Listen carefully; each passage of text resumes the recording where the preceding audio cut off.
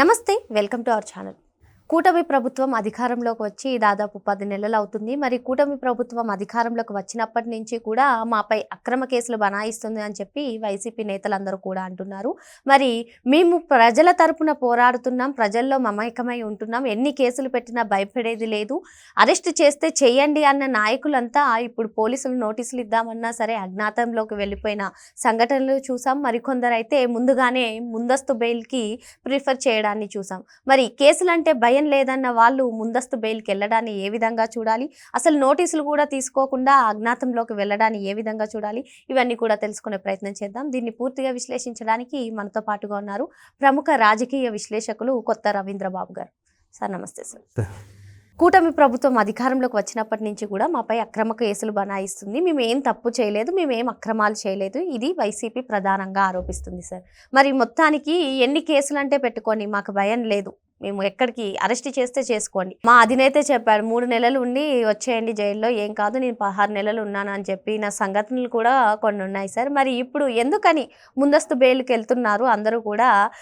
Even high court కానివ్వండి, ఇంకా ఏ ఇతర కోర్టులైనా సరే ముందస్తు బెయిల్ ఇవ్వము, విచారణకు హాజరవ్వాల్సిందే, మీ పైన ఉన్నవి నిరూపించుకోవాల్సిందే అని వాళ్ళు చెప్పినా కూడా ఒక్కొక్కరుగా కూడా ముందస్తు బెయిల్ బాట పడుతున్నారు.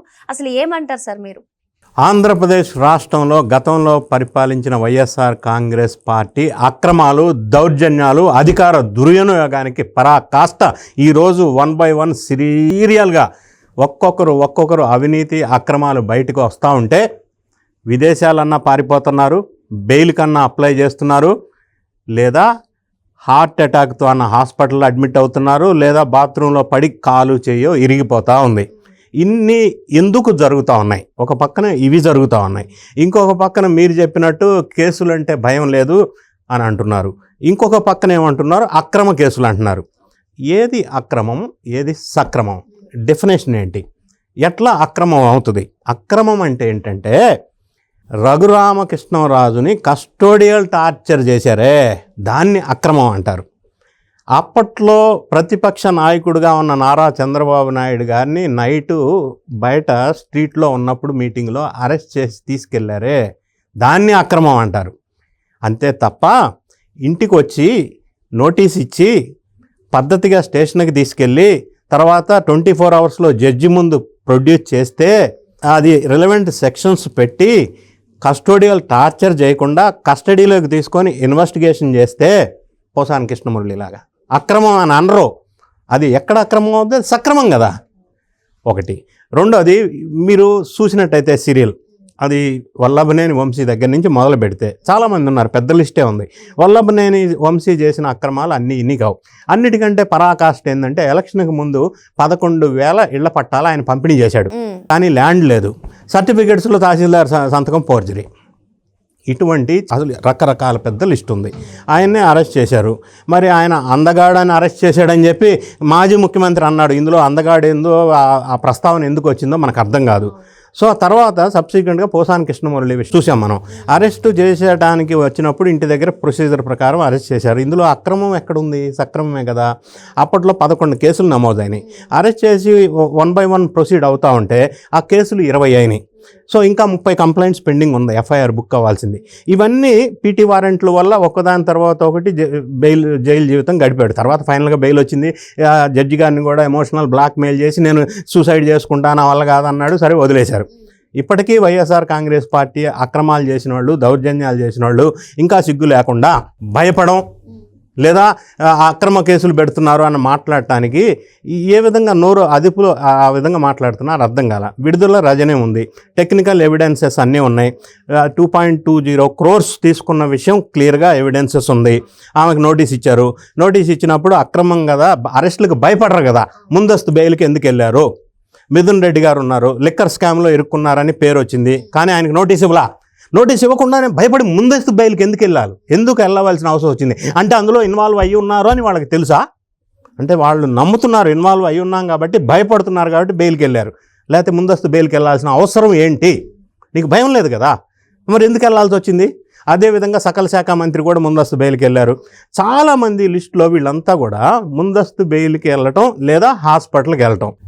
లేదా ఈ విధమైన విదేశాలకు పారిపోవటం, లేదా మన డాక్టర్ ప్రభావతి రఘురామకృష్ణరాజు గారి కేసులో బెయిల్ తీసుకున్న తర్వాత ఇన్వెస్టిగేషన్కి సహకరించకుండా అవాయిడ్ చేయటం, ఒకవేళ ఇన్వెస్టిగేషన్ చేయడానికి వచ్చినా కూడా తెలియదు, మర్చిపోయా, గుర్తులేదు, ఈ విధంగా చేయటం అనేది ఒక ట్రైనింగ్ ఇన్స్టిట్యూట్ లాగా ట్రైనింగ్ ఇచ్చినట్టున్నారు. అందరూ ఇదే బాట పడుతున్నారు. ఏదేమైనా ఇన్వెస్టిగేషన్లో పూర్తి వివరాలు ప్రతి ఒక్కరి వంతు వస్తుంది. ఇప్పుడు పేరు నాని చూద్దాం. పీడిఎస్ రైస్లో అక్రమాలు చేశారని ఆయనకు తెలుసు కాబట్టి పేమెంట్ బ్యాక్ ఇచ్చారు కదా, అంటే యాక్సెప్ట్ చేసినట్టే కదా. ఇప్పుడు నాకు భయం లేదు అరెస్టులు అంటే అన్నారు. భయం లేనప్పుడు ముందస్తు బెయిల్కి ఎందుకు అప్లై చేయవలసి వచ్చింది? విడుదల రజనీ ఉన్నారు ఫర్ ఎగ్జాంపుల్. అక్కడ పసుమరు గ్రామంలో జగనన్న కాలనీల కోసం ఇళ్ల స్థలాలు సేకరిస్తే ఎకరం 15 లక్షల కింద వాళ్ళకి పే చేసి 65 లక్షలు గవర్నమెంట్ నుంచి తీసుకుంది. అది 1.16 crores గవర్నమెంట్ మారిన తర్వాత రైతులంతా యాజిటేషన్ చేస్తే వెనక్కి పేమెంట్ ఇచ్చింది. అంటే అది ఆమె యాక్సెప్ట్ చేసినట్టే కదా, అక్రమం చేసినట్టు.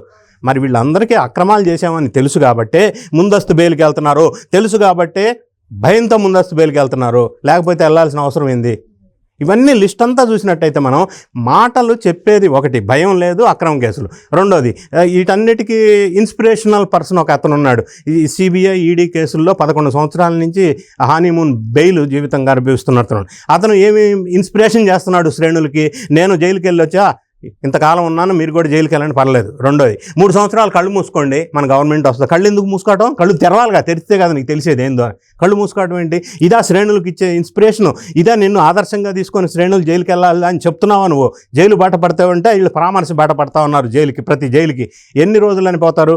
తర్వాత అసందర్భమైన కంపారిజన్, వీడు అందగాడు కాబట్టి ఈయన అరెస్ట్ చేస్తారు. నెక్స్ట్ ఆయనే చెప్పాడు, గతంలో వల్లభనేని వంశీని పరామర్శించడానికి జైలు దగ్గరికి వెళ్ళినప్పుడు అవినాష్ గురించి ప్రస్తావించాడు, నువ్వు అందగాడు, నెక్స్ట్ నిన్ను అరెస్ట్ చేస్తారని. మరి చేయమని చెప్పాడా?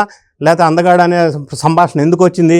ఈ విధంగా మతి స్థిమితం లేకుండా మాట్లాడటం ఒకటి, శ్రేణుల్లో అయోమయానికి గురి అవుతున్న సందర్భం ఒకటి మనం చూస్తున్నాం. శ్రేణులంతా కూడా అక్రమాలు చేసిన వాళ్ళు ఎవరైతే ఉన్నారో వాళ్ళు భయపడుతున్న సందర్భం చూసాం, జైలుకి వెళ్తున్న సందర్భం చూసాం, ముందస్తు బెయిల్ తీసుకుంటున్న సందర్భం చూసాం, కొంతమంది భయపడి హాస్పిటల్కి వెళ్తున్న సందర్భం మనం చూసాం. అది పెద్దిరెడ్డి కావచ్చు, ఇంకొకరు కావచ్చు, కొడాలి నాని కావచ్చు, వీళ్ళందరి సంఘటనలు మనం చూస్తూ ఉన్నాం. ఈ అవినీతి భాగవతాలు ఎప్పుడైనా ఏదో ఒక రోజు బయటికి రాక తప్పదు. ఇన్వెస్టిగేషన్కి కొద్ది రోజులు సహకరించకపోయినా కూడా బెయిల్ ఇచ్చినప్పుడు కూడా ఇన్వెస్టిగేషన్కి సహకరించాలని చెప్తారు. సహకరించకపోతే బెయిల్ రద్దు కోరతారు. ఇప్పుడు ఇదే పరిస్థితి చాలామందికి 1 by 1 సీరియల్లో వస్తూ ఉంది. ఈ పరిస్థితుల్లో అందరూ జైలు జీవితం గడపక తప్పదు, ఎవరైతే అక్రమాలు చేశారో వాళ్ళు. ఇది ఖచ్చితంగా వేరే వాళ్ళకి ఇంకొక లెసన్గా ఉండాల్సిన అవసరం ఉంది. ఇప్పుడు ఫర్ ఎగ్జాంపుల్ నిన్న వైఎస్ఆర్ కాంగ్రెస్ పార్టీ అఫీషియల్ సైట్లో పెట్టారు, అయితే మార్పింగ్ ఫోటోలు పెట్టారు, నారా చంద్రబాబు నాయుడు గారిది, లోకేష్ది, పవన్ కళ్యాణ్ది.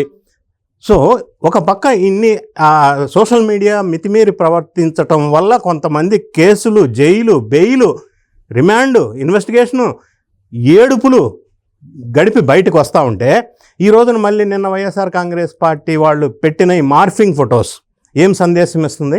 ఇప్పుడు దీని మీద మళ్ళీ కేసు బుక్ అయితే ఆ పెట్టినోడు మళ్ళీ అరెస్ట్, మళ్ళీ బెయిల్, ముందస్తు బెయిల్, మళ్ళీ ఏడుపు, మళ్ళీ నాకేం భయం లేదు, మళ్ళీ అక్రమ కేసులు. ఈ పొంతలను లేని చేష్టలు, వికృత చేష్టలు ఇకనైనా వైఎస్ఆర్ కాంగ్రెస్ పార్టీ శ్రేణులు ఆపమని వాళ్ళ నాయకుడు చెప్పాల్సిన అవసరం ఉంది. ఆయన చెప్పట్లేదు, అది వేరే విషయం. ఎందుకు చెప్పట్లేదు అంటున్నానంటే, పులివెందులకు వెళ్ళినప్పుడు పవన్ కుమార్ అనే అతన్ని సోషల్ మీడియాలో వికృతంగా ప్రవర్తిస్తే ఆయన సమర్థించకూడదు, కానీ ఆయన ఏమన్నాడు, డిఎస్పీ చేత సెల్యూట్ కొట్టిస్తా అన్నాడు. అంటే ఇవన్నీ విషయాలు మనం పరిశీలించినట్టయితే వికృతమైన చేష్టలకి, పరాకాష్ట చర్యకి వైఎస్ఆర్ కాంగ్రెస్ పార్టీ శ్రేణులు వెళ్తున్నారు. అది మంచి మార్గం కాదు. దానివల్ల అక్రమదారులంతా కూడా జైలు బాటకు తప్పదు, అందులో అనుమానం లేదు. ఈ విషయాన్ని గమనించుకొని సరైన ట్రాక్లోకి వాళ్ళు వస్తే బాగుంటుందని చెప్పి నా అభిప్రాయం. కాకాని గోవర్ధన్ రెడ్డికి కూడా నోటీసులు ఇద్దామంటే దొరకలేదు, కానీ ముందస్తు బెయిల్కి వెళ్ళారు సార్. ఏంటిది? ఇప్పుడు ఫస్ట్ టైం నోటీస్ ఇవ్వడానికి వెళ్ళారు, ఇంట్లో లేరు, అంతవరకు బాగానే ఉంది. మళ్ళీ నెక్స్ట్ అంటే రామ్ గోపాల్ వర్మ గతంలో ఏ విధంగా బిహేవ్ చేశాడో ఈయన అదే ఫార్ములానో ఏమో తెలియదు, కానీ తర్వాత ఒక స్టేట్మెంట్ ఇచ్చాడు, నేను ఎక్కడికి వెళ్ళలేదు, ఇంట్లో పండగ చేసుకుంటున్నాను అని. సరే పండగ చేసుకుంటున్నాడు కదా అని చెప్పి నెక్స్ట్ డే పోలీసులు మళ్ళీ నోటీస్ ఇవ్వడానికి వెళ్ళారు, ఇంట్లో లేడు, గాయబ్. ఒక పక్కన భయం లేదంటాడు, ఒక పక్కన ఇంట్లోనే ఉన్నా అంటాడు, నోటీసులు ఇవ్వడానికి వెళ్తే దొరకడు, తర్వాత ముందస్తు బెయిల్కి అప్లై చేస్తాడు. ఎందుకు అంత అవసరం ఏంది? రుస్తుం మైన్స్లో 250 కోట్లు నువ్వు అక్రమం చేయకపోతే ఎందుకు దొరకకుండా తప్పించుకు తిరగాల్సిన అవసరం ఏమొచ్చింది కాకాని గోవర్ధన్ రెడ్డికి? ఎందుకు భయపడి బెయిల్ కోసం అప్లై చేస్తున్నావు? ఎందుకు నోటీసులు తీసుకోవడానికి ఇంటి దగ్గర ఉండకుండా ఫరారైపోతున్నావు? ఆలోచన చేసుకోవాలి కదా. సో అందరూ అదే దారి పడుతున్నారు, అందరూ అదే ఫార్ములా అవలంబిస్తూ ఉన్నారు. మరి మొత్తానికి వైసీపీ అక్రమాలు చేసి ముందస్తు బెయిల్కి వెళ్ళే బాట పడుతుందని చెప్పి సార్ చెప్తున్నారు. Thank you sir. Thank you.